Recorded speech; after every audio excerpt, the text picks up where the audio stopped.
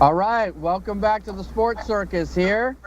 Right now, we've got a trio of hosts that are on the show, as you can see. We've got our WNBA correspondent Alicia.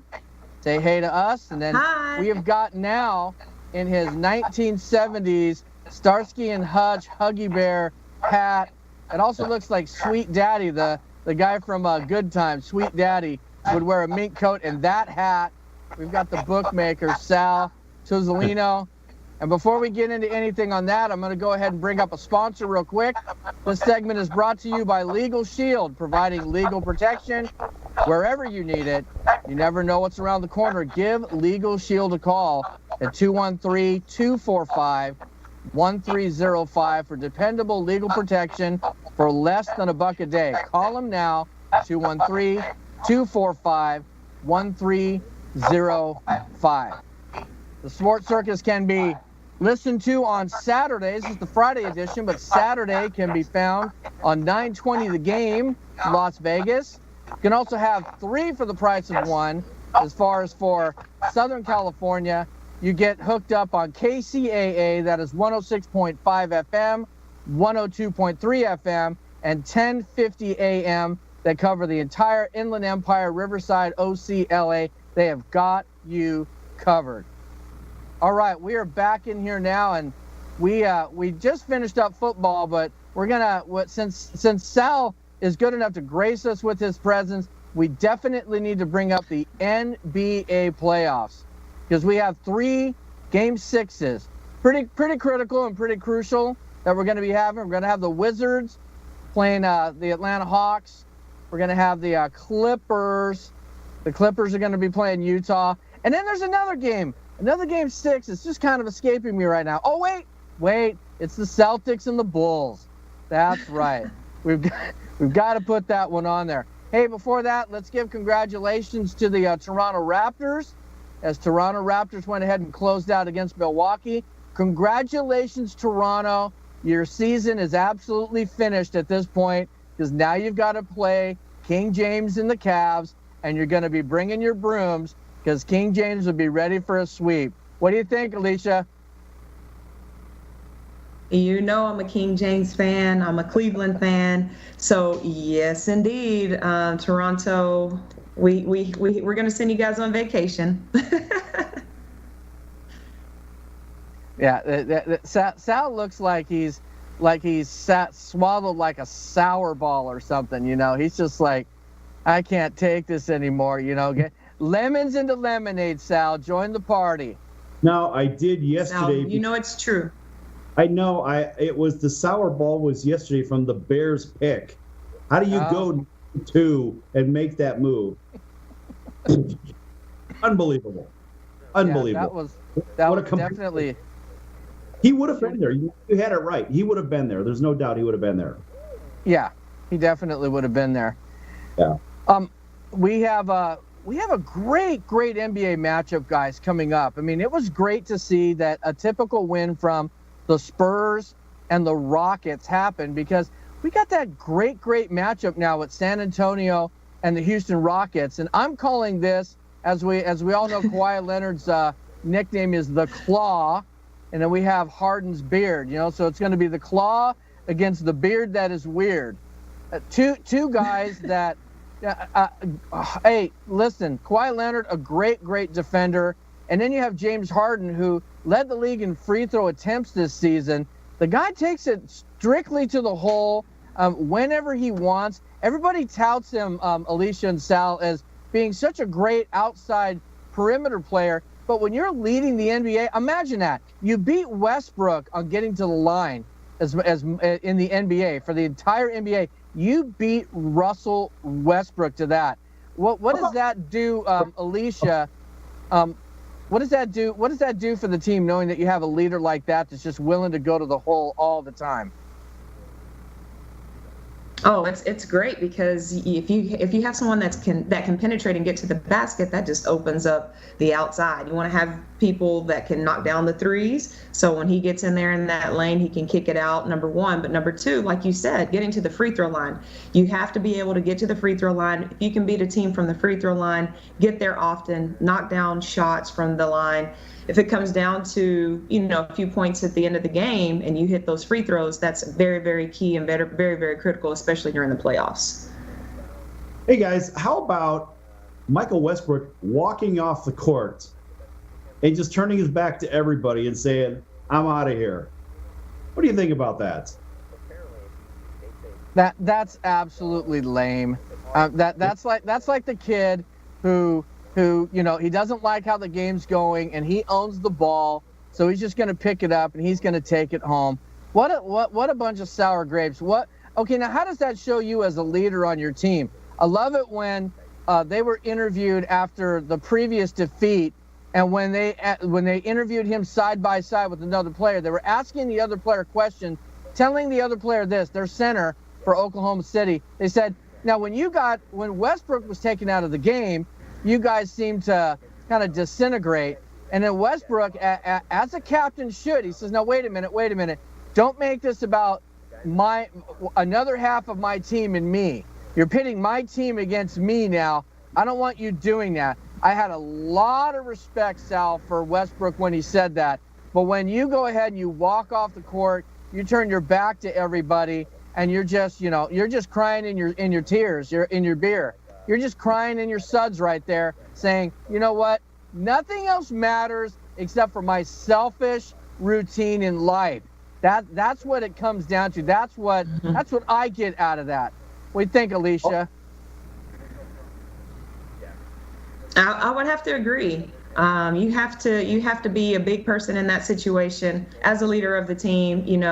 Who cares? We have all been there. We don't like to lose. Things happen, but you have to always remember the people that surround you as a team, as a fan support, just as a community that come and support you. I feel like they are owed something in that situation. Listen, what he really did, and this is probably the best way to sum it up, is this guy said, okay, in that previous interview, I'm going to go ahead and I'm going to be a champion for my team, right? And so what did he do? He poured on his teammates big bowls of Wheaties cereal. And then he turns around and pisses in everybody's Wheaties by doing what he did. What an idiot. Yeah, that just kind of shows you that it's all about him. As soon as Durant left that team, he has a great opportunity to show himself as a leader and possibly in the future a champion. But like I've said over this entire season, as far as with Westbrook, I think that it's all been about him and his stats and padding them. Ever since I heard when he was getting close to the record for triple doubles, and one of the announcers came up and said, so what were you thinking, during the game and at this point in time? And it wasn't even, the question wasn't even about him and the triple double, but he looked up and he said, well, I looked up and I realized that I was about 4 or 5 rebounds short of reaching my mark. And I'm thinking, what do you mean reaching your mark? Isn't your entire goal winning the game with the team? It's not looking up and seeing that you're 5 rebounds short of a triple double so that you can make sure that you have that record. It's a sad day when it's all about stats. And Sal, you're old enough, and Alicia, you can YouTube this. Wilt Chamberlain, he was the most prolific scorer at his time in NBA history. And when he got traded to the Lakers, the year that they won the 33 straight games, they came up to Wilt and said, Wilt, you're going to have to curtail your game to something different. And the man went ahead and led the league in assists. He got 33 straight games won and an NBA championship. And that's when Elgin Baylor only played a few games in the beginning of the year, and then he retired after that. That's a champion. A champion is somebody who will elevate the other players and be completely selfless and unselfish for the betterment of his team. Well, listen to this. In a different sport, now, even though this gentleman never won a Super Bowl, but you want to talk about a champion, a class of a guy like Barry Sanders. Barry Sanders, he knew he was creeping up on Walter Payton's record, but he knew Walter Payton was a better back than him.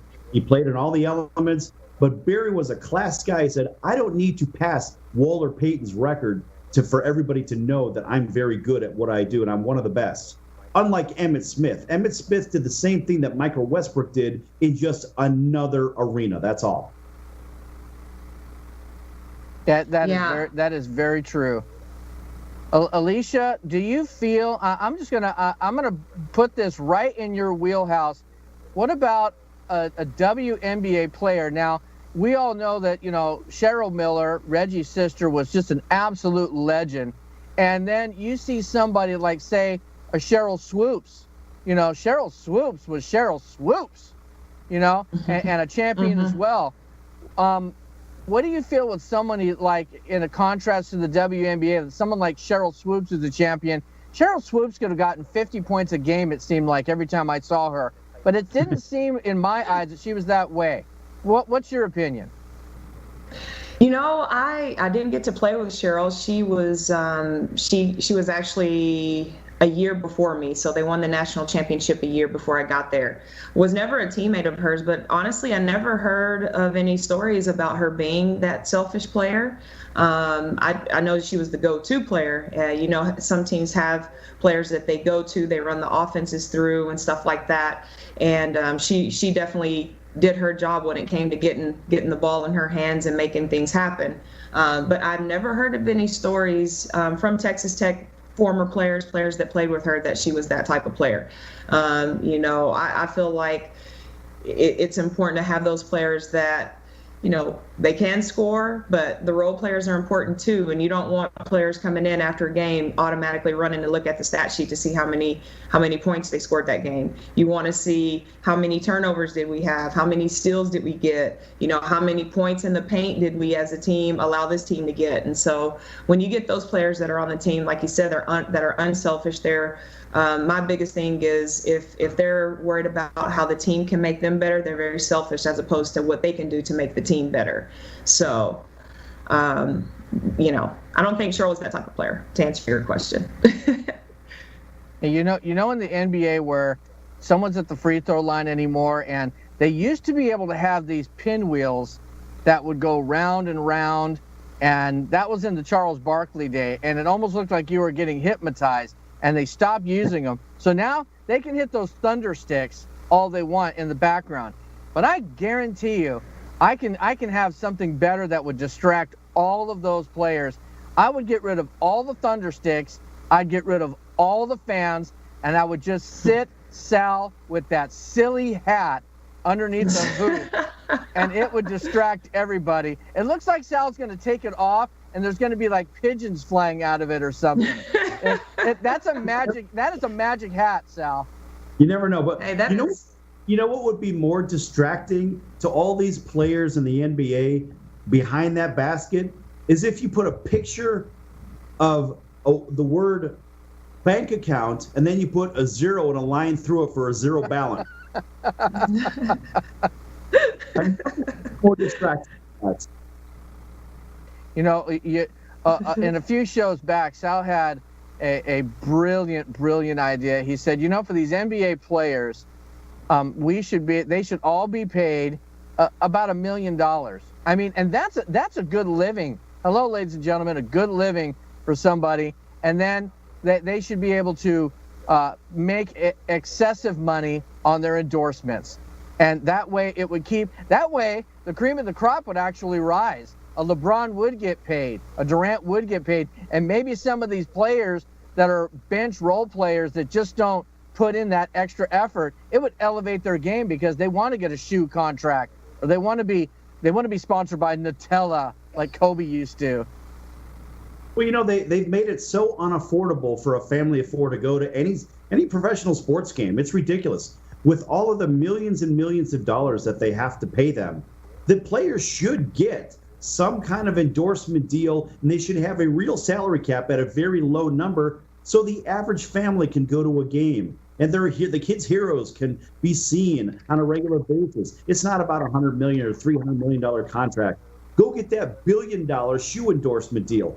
Who cares? Because that's privately paid from an outside organization, not the actual teams, so the ticket prices can stay affordable. And make those endorsing organizations pay the bulk of what's going on in the stadium. Fine, you want their logos plastered all over the stadium. I think it's a great idea for them. It doesn't matter. It doesn't hurt the fans because the fans are going to be compelled to buy the shoes that the players are wearing anyway.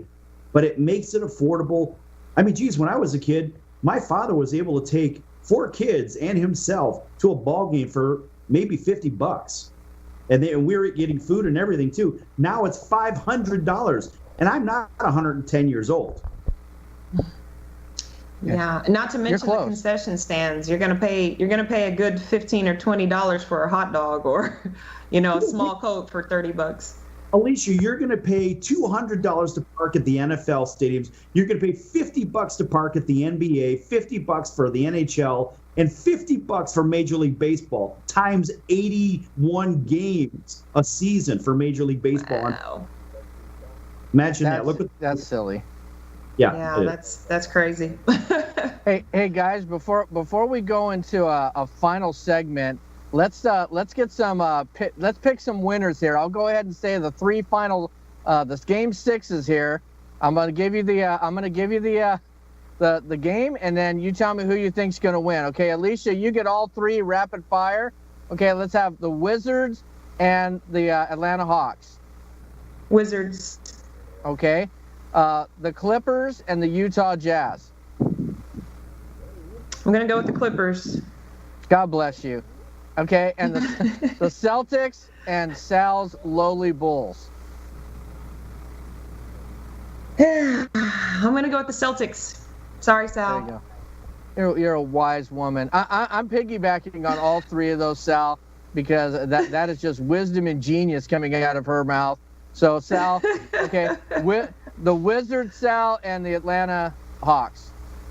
Atlanta Hawks. He's going against John Wall and all that talent. Okay, how about the Utah Jazz and my Clippers? Just for you, I'm going with the Utah Jazz. Okay. And the pride of the Celtic lore and the many championships they have. Don't even ask. Don't even ask. It's going to be the Bulls are going to win this game. Minus Rondo, they're still going to win this game. And Alicia, you do remember the side bet that we had on food. Yes, make sure you do not go cheap. You go get some kind of seafood, nice good buffet. Where they have the dessert, the chocolate fountain. Go big, Lenny. Go big. You took care of him, right? On your deal. I took care of Sal. Well, guys, no hot dogs and cotton candy, Sal. That's not the meal we're looking for here. So true. Hey, you know what? We'll go ahead. Okay. We'll go ahead and go on the other side. We'll do our shut up segment, and then we'll go ahead and I got a very interesting story for you guys and a question right after the next break. Take us away, Scotty.